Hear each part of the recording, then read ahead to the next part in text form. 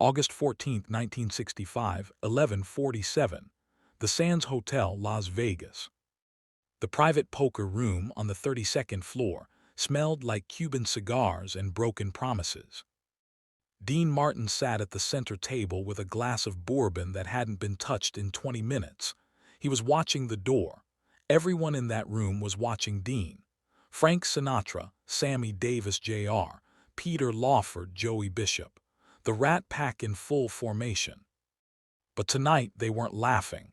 They weren't singing. They weren't doing any of the things that made them legends. Because word had spread through the casino floor like wildfire through dry brush. Elvis Presley was coming upstairs, not to perform, not to gamble, not to shake hands with the establishment that had ruled Las Vegas entertainment for a decade. He was coming to make a statement. And Dean Martin, the man who had publicly called Elvis a flash in the pan during a live television broadcast 3 months earlier, was going to have to face him. The elevator doors opened at 11:52 p.m. Elvis walked out wearing a black suit that cost more than most American families made in a year. His hair was perfect. His jaw was set. His eyes carried something that made Sammy Davis Jr. instinctively take a step backward.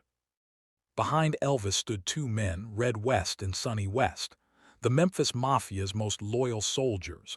They weren't carrying weapons. They didn't need to. Elvis himself was weapon enough. He walked straight toward the poker table. His shoes made no sound on the carpet. Each step was deliberate, measured, the walk of a man who had already decided how this night would end. Dean stood up slowly.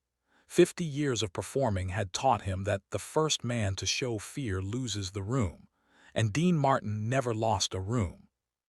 "Well, well," Dean said, his voice carrying that famous casual charm. The kid from Memphis finally decided to visit the adults' table. Sinatra chuckled. Lawford smiled nervously. Sammy looked like he wanted to disappear. Elvis stopped 3 feet from Dean, close enough to smell the bourbon on his breath, close enough to see the slight tremor in his hand that the glass couldn't quite hide. "Mr. Martin," Elvis said. His voice was soft, almost gentle. "I heard what you said about me on television. I heard you tell Johnny Carson that rock and roll would be dead in 5 years, and I'd be selling used cars in Memphis by 1970. Dean shrugged. "I call it like I see it, kid, nothing personal." "Nothing personal," Elvis repeated, tasting the words like something bitter. "You said I was destroying American music. You said I was a disgrace to the entertainment industry. You said, and I remember this exactly, you said I would die alone because nobody with real talent would ever respect me." The room went silent. Nobody had expected Elvis to remember that specific quote. Nobody had expected him to say it out loud in front of the most powerful entertainers in America. Dean's smile flickered, just for a moment, just enough for Elvis to notice. "Look, kid, it was a joke. That's what I do. I make jokes. Do you know what I did after I heard that interview, Mr. Martin? I'm sure you cried into your gold records. I went to my mother's grave." The words landed like a physical blow. Dean's face changed. Something shifted behind his eyes. "I sat there for 3 hours," Elvis continued, "and I talked to her about what you said, about dying alone, about being a disgrace, about being forgotten." He took one step closer. "My mother believed in me when nobody else did. She worked herself to death so I could have a chance, and she died before she could see me become what I became." His voice dropped lower. "So when you talk about me dying alone, Mr. Martin, you're not just talking about me. You're talking about her, about everything she sacrificed, about the dream she had that I'm trying to honor every single day." Dean Martin had performed in front of presidents. He had stared down mobsters. He had survived a career in an industry designed to chew people up and spit them out. But standing in front of Elvis Presley at that moment, he felt something he hadn't felt in decades. Shame. "Elvis, I'm not finished." The words were quiet, absolute, a door slamming shut on any attempt at interruption. "You've been in this business longer than me. You've earned your place. I respect that. I respect what you've built."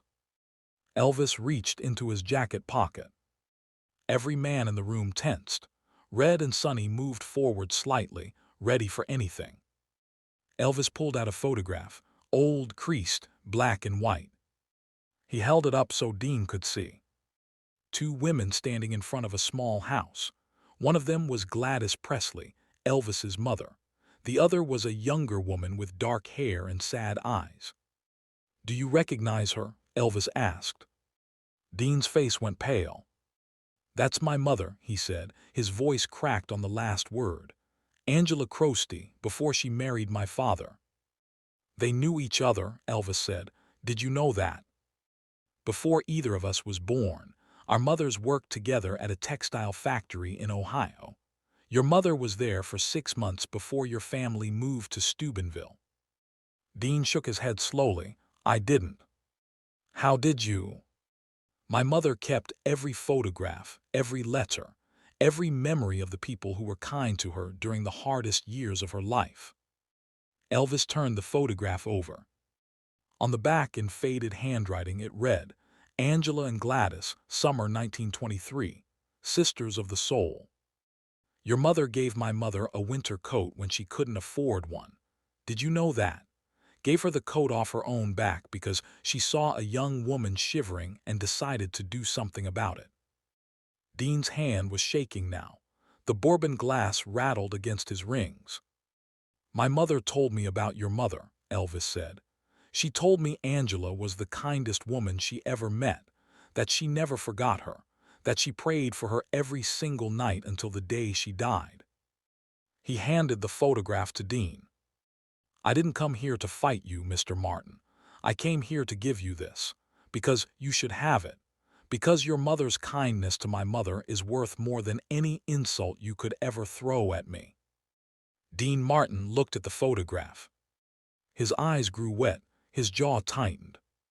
50 years of walls, carefully constructed, meticulously maintained, began to crumble. "Elvis, his voice broke, "I didn't know." "I know you didn't. That's why I'm telling you now." Elvis turned to leave. He was at the elevator door when Dean's voice stopped him. "Wait." Elvis turned. Dean Martin was still holding the photograph. Tears were running down his face. In front of Sinatra, in front of the whole Rat Pack, in front of everyone who had ever believed that Dean Martin was too cool to cry. "I'm sorry," Dean said. "For what I said, for all of it, I was wrong." Elvis nodded once. "I forgive you." He stepped into the elevator. The doors closed. And Dean Martin stood in that poker room, holding a photograph of two women who had loved each other like sisters, wondering how he had spent so many years being cruel to the son of a woman who had shown his mother kindness. That night changed everything between them. But this moment didn't come from nowhere. The tension between Elvis and the Rat Pack had been building since 1956.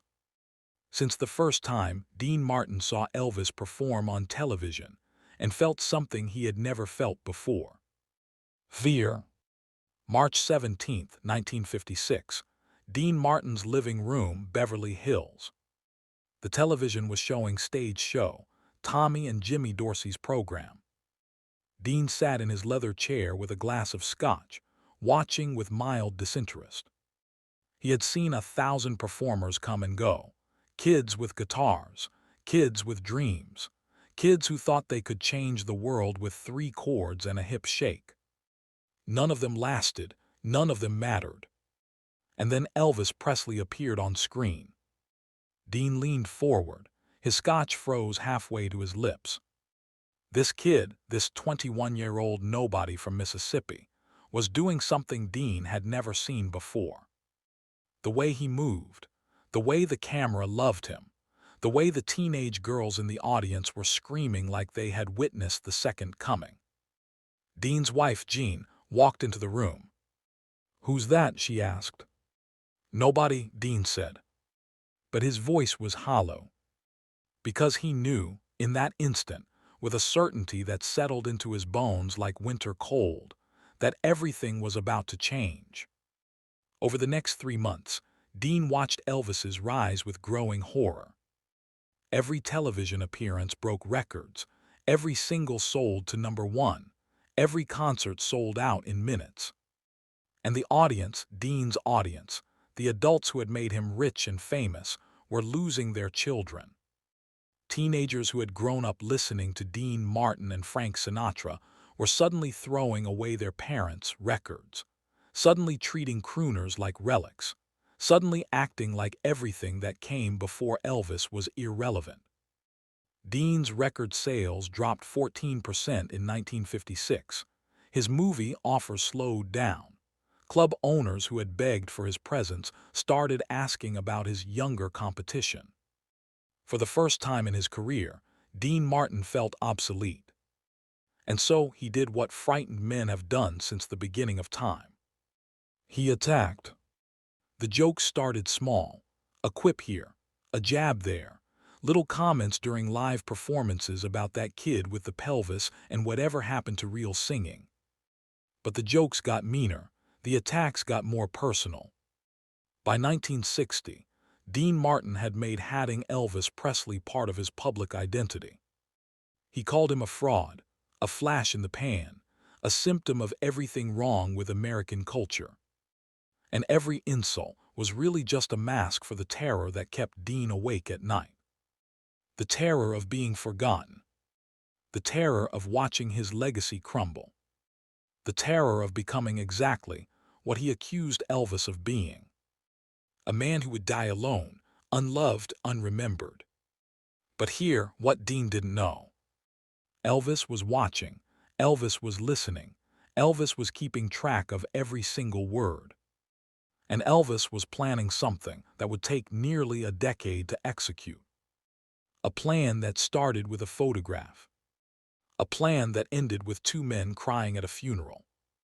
3 days later, Dean Martin's private phone rang at 3:33 in the morning. He almost didn't answer. The photograph of their mothers still sat on his nightstand. "Hello, Mr. Martin, it's Elvis." Dean sat up in bed. "Elvis, it's 3 in the morning. I know, I couldn't sleep. I've been thinking about what happened at the Sands. Look, I already apologized. I meant it, we're square. This isn't about the apology. This is about your son." Dean's blood went cold. "My son. Dean Paul, he's 19. He wants to be a singer, and from what I hear, he's got talent. How do you know about my son?" "I know a lot of things. I know he's been trying to get a record deal for 2 years. I know every label has turned him down because they don't want to be seen as giving favors to Dean Martin's kid. And I know you've been pulling strings behind the scenes, and it's not working." Dean was silent. "My point is this," Elvis said. "I have a recording session booked at RCA next month.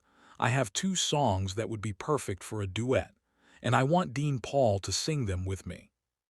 Dean almost dropped the phone. "You want to record with my son?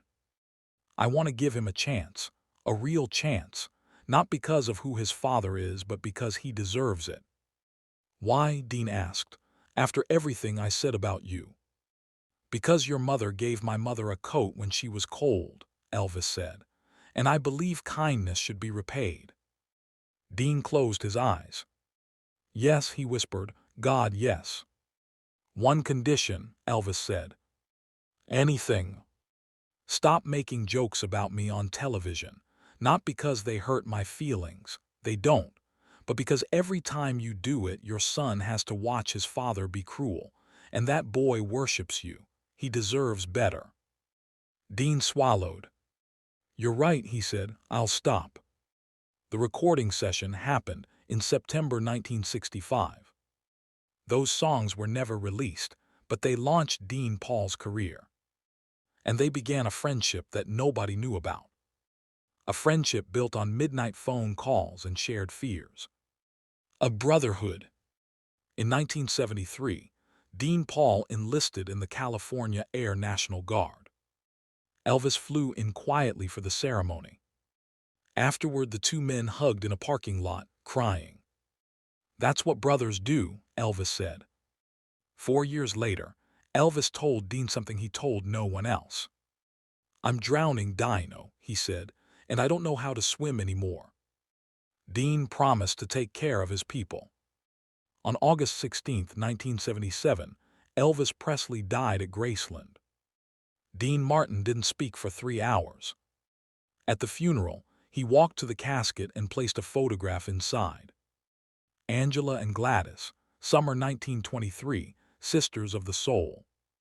"Your mama and my mama," Dean whispered. "They're together now." Then Dean Martin collapsed and wept. He never fully recovered. In 1987, his son Dean Paul was killed in a plane crash.